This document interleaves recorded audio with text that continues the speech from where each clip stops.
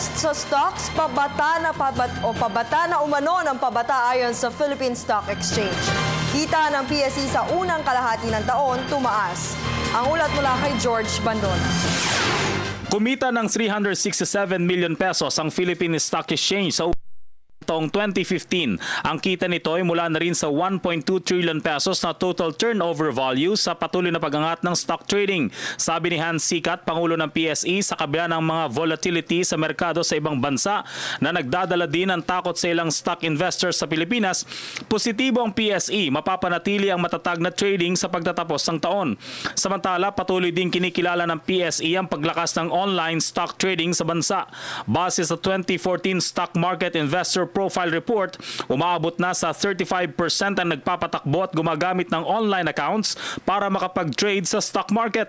99.6% sa mga ito ay sa retail accounts na nagpapakita ng 44% na pag-angat.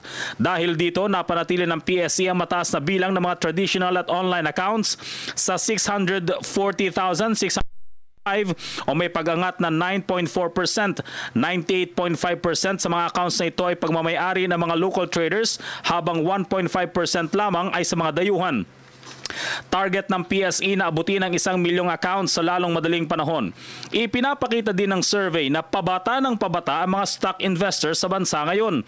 13.1% ay may edad na 18 to 30 years old, 37.1% ay nasa edad 31 hanggang 44 years old. Sa mga online accounts, 74% sa mga ito ay may edad 18 hanggang 44 years old.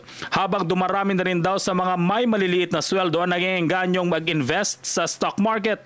Sa mga dayuhan, pinakamaraming stock investors sa Pilipinas ang Chinese sa 30.2%, 19.9% sa mga Amerikano, 7.7% mga European, 4.4% ang mga Japanese, 4.2% ang mga Koreano at 4.1% ay mga Singaporean.